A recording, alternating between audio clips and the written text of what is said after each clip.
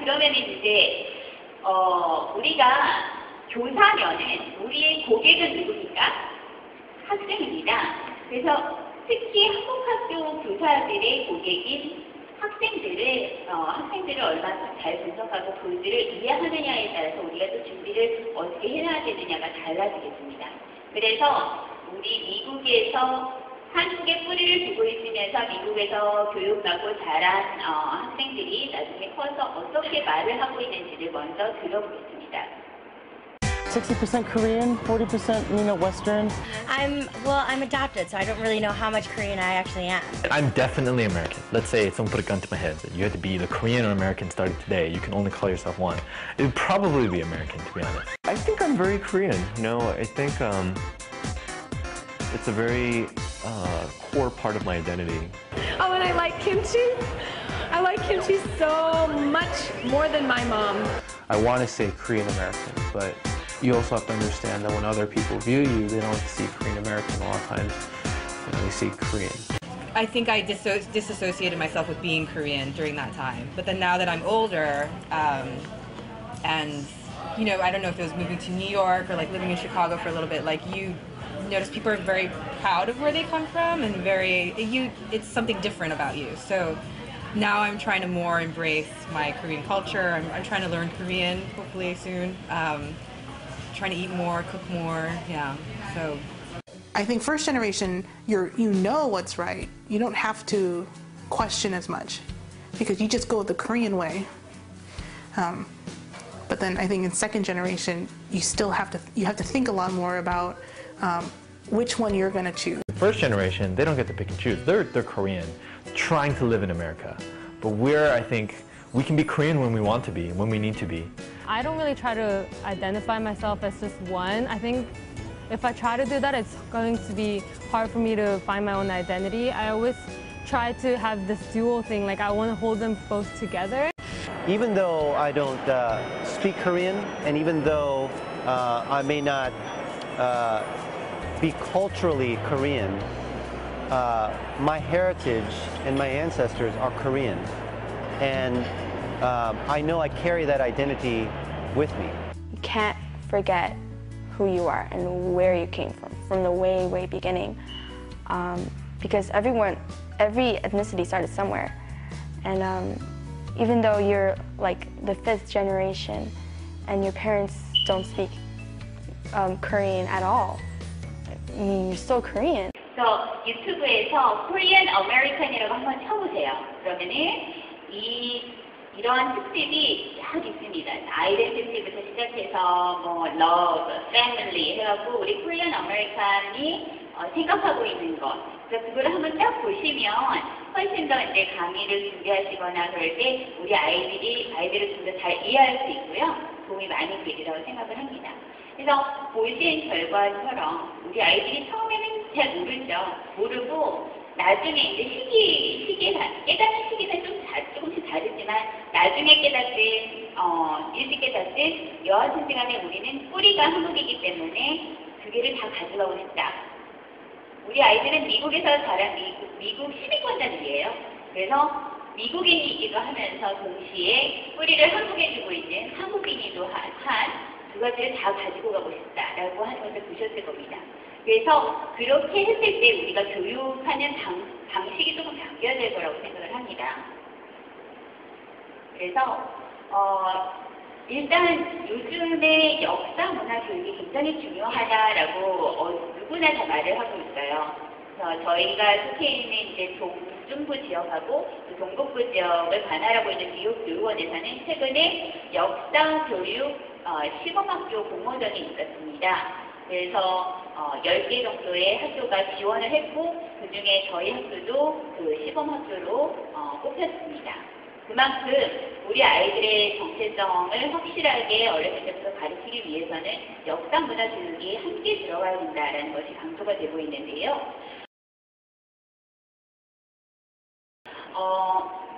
중요한 것은 우리가 너무 한국에 관한 교육만 하고 있는 것이 아닌가. 아이들은 상관이 없는데 한국에서 관계토대왕이 무슨 일을 했든 세종대왕이라는 사람이 있었는데 한글을 만들어 들어봤다고 하는데 계속 세종대왕 이야기만 하면 아이들이 흥미를 잃을 수가 있거든요. 그래서 나아가야 될 방향은 코리안 아메리칸에 대한 교육이 되어야 된다고 생각합니다. 그래서 세종대왕을 가르치면 나와 연관 있는 세종대왕이 돼야 되는 거죠. 내가 쓰는 언어 영어와 세종대왕이 만드신 한국어의 다른 점, 그걸 계속적으로 한국과 미국 비교하면서 계속 접근을 할 수 있어야 아이들의 흥미도를 계속적으로 유지를 할 수 있다고 생각을 하고요. 그렇다면 어떤 게 실제적으로 구체적으로 들어가서 아이들에게 도움이 되는 내용을 전달할 수 있을 것인가? 제가 제안드리고 싶은 거는 패밀리 트리를 한번 이용해 보자는 겁니다. 미국에서 많이 교육할 때 이제 학교에서 수업하고 있는 내용이긴 한데, 패밀리 트리 하면은 나부터 시작하죠. 내 부모, 엄마, 아빠. 그 다음에 아빠 쪽에 엄마, 아빠, 할머니, 할아버지. 그 다음에 엄마 쪽에 엄마, 아빠, 할머니, 할아버지. 그럼 지금 초등학교에 다니고 있는 아이들이라면 3대를 거스르기 때문에 혹은 4대가 될 수 있습니다. 요새는 100세 시대라고 하니까 많이들 증조 할머니, 증조 할아버지도 살아계시는 분들이 많이 있으니까 3, 4대를 커버하는 그 타임라인에서 우리가 여러 가지 역사적이고 문화적이고 지리적인 것을 커버를 할 수가 있습니다. 우리 할머니가, 할아버지가 일제시대 때부터 살아계셨고, 그 다음에 45년도에 그 근처에 태어나신 분 같으면은 우리 한국이 일본으로부터 광복이 됐을 때 할머니는 몇 살이셨을까? 그러면은 그게 왜 일본이 한국을 지배했고 어떻게 해서 독립을 할 수가 있었을까? 그렇게 그러면서 세계 제2차 세계대전을 커버를 할 수가 있고요. 그렇게 우리 아이가 관심이 있을 만한 주제를 계속 넣어서 접근을 하시는 겁니다. 그래서 한국 전쟁도 시작해서 여러 가지 것들을 커버할 수 있겠고, 또 출생지를 생각해 봤을 때 할머니, 할아버지는 경상도 어디에서 태어나셨는데 나는 미국 플로리다 마이애미에서 태어났다. 그럼 지리적인 다른 점도 지도를 놓고 할 수가 있겠죠. 그래서 저 같은 경우는 올해 시범반을 역사와 한국어 통합교육 시범반을 하기로 하였습니다. 그래서 5학년 1년반을 하면서 계속적으로 이게 얼마나 아이들한테 도움이 될 건지를 한번 보고 괜찮으면 그거를 확대시켜 나가기로 그렇게 우리 학교에서 결정을 했고요. 제가 기획하고 있는 거는 30분간의 어떤 멀티미디어 학습을 해가지고 아이들에게 동영상 편집이나 그런 거를 가르쳐 줌으로써 자기의 패밀리 트리 같은 거를 만들어서 한번 발표하게끔 하는 그런 수업을 진행을 할 예정입니다. 실제 제가 워싱턴에 락스 통해 갔을 때 그렇게 멀티미디어까지는 랩탑을 이용하는 것까지는 사실 저는 생각을 못했는데 그거를 실제 캘리포니아주에서 활용을 하고 있더라고요. 여기 학교에서는 랩탑 부족하니까 그렇지만 누구나 다 요즘은 엄마 아빠가 랩탑을 가지고 있으니까 랩탑을 가지고 오라고 했더니 진짜 갖고 왔답니다. 그래서 그럼 랩탑이 있으면 아이들은 그게 가능하거든요. 제가 7월 달에 교사 연수, 우리 학교 교사 연수를 2번을 진행을 했는데, 실습을 3시간씩 2번 했습니다. 6시간을 한 거죠. 굉장히 힘들었습니다. 선생님들한테 하나를 가르쳐 드리면 10가지로 혼동을 하셔가지고, 실습을 하는 게 굉장히 어려웠어요. 그래도 배우고자 하는 그 열정이 대단하시기 때문에 저는 굉장히 감동하면서 가르쳐 드렸습니다. 그것이 있고 한 달 뒤에 저희 아이들이 3명이에요. 13살, 10살, 9살 아들만 3명입니다. 그래서 우리 아이들이 저는 특별히 캠프나 그런 걸 보내지 않기 때문에 우리 아이들한테 그런 워크숍을 좀 해주고 싶다. 그래서 1박 2일을 잡았어요. 호텔에 갔어요. 가가지고 조금 일정도 하고 놀리게 해준 다음에 오후 시간에 워크숍을 했습니다. 우리 집에 랩탑은 3개 있으니까 3개를 주고 가르쳤어요. 너무 놀라웠습니다. 선생님들은 하나를 가르쳐드리면 10개를 행동하시는데 우리 아이들은 하나를 가르쳐주면 10개를 합니다. 네, 그래서 벌써 이게 세대 차이가 이렇게 다르다는 거죠. 아이들을 절대 과소평가해서는 안 됩니다. 그래서 이렇게 자꾸만 진보적인 방법으로 트라이를 하고 프로젝트를 진행하다 보면 우리 아이들이 앞서갈 수밖에 없다고 생각을 하고, 또 실제적으로 아까 보셨듯이 한국이 지금 굉장히 잘 나가고 있잖아요. 누가 한국이 이렇게까지 잘 나갈 정도를 상상 못해도, 또 최근에 보면은 강남 스타일이라는 그 싸이의 저기가 유튜브에 올라온 그 뮤직비디오가 지금 3천만을 가까이 된, 조회수가 3천만 가까이 돼서 이거는 뭐 최고라고 하더라고요. 지금까지의 기록 중에. 그래서 참 보면은 되게 촌스럽기도 하고, 그런데 그 속에 들어있는 정신 자체가 약간 잘 사는 사람을 꼬는 그런 것도 있고, 굉장히 기프도 우리한테 와닿고, 서양 아이들이 보기에도 굉장히 좋은 그런 것들을 만들어낼 수 있는 자질을 가진 사람들입니다.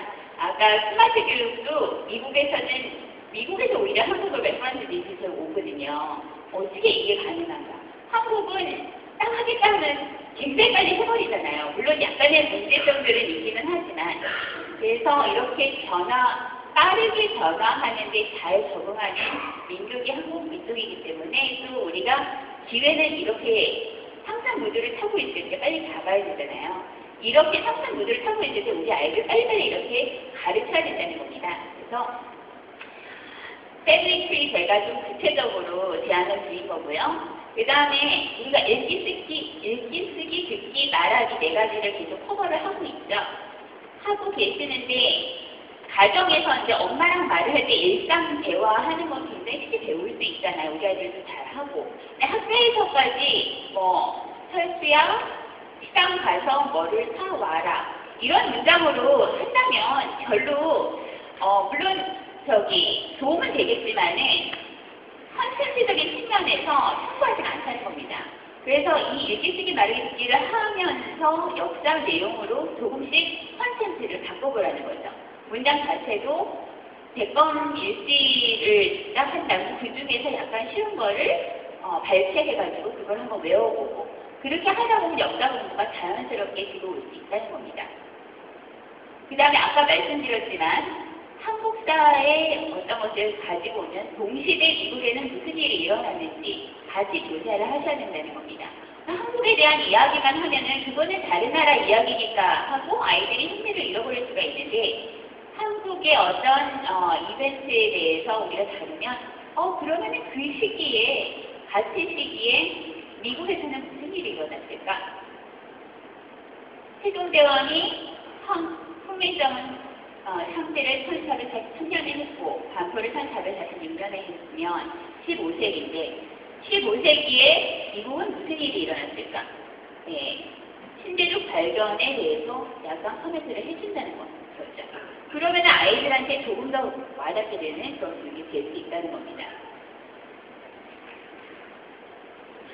그래서 통합 교육에 대해서 말씀을 드렸어요. 아직은 초기 단계라서 저도 굉장히 구체적으로 들어가진 못했지만, 계속 이런 화두를 던지다 보면 오늘의 강의를 들은 선생님들이 또 나가셔서 자꾸 연구하고 교재도 개발하시고 그런 것들이 나중에는 모아져서 굉장히 큰 사업가 된다고 믿습니다.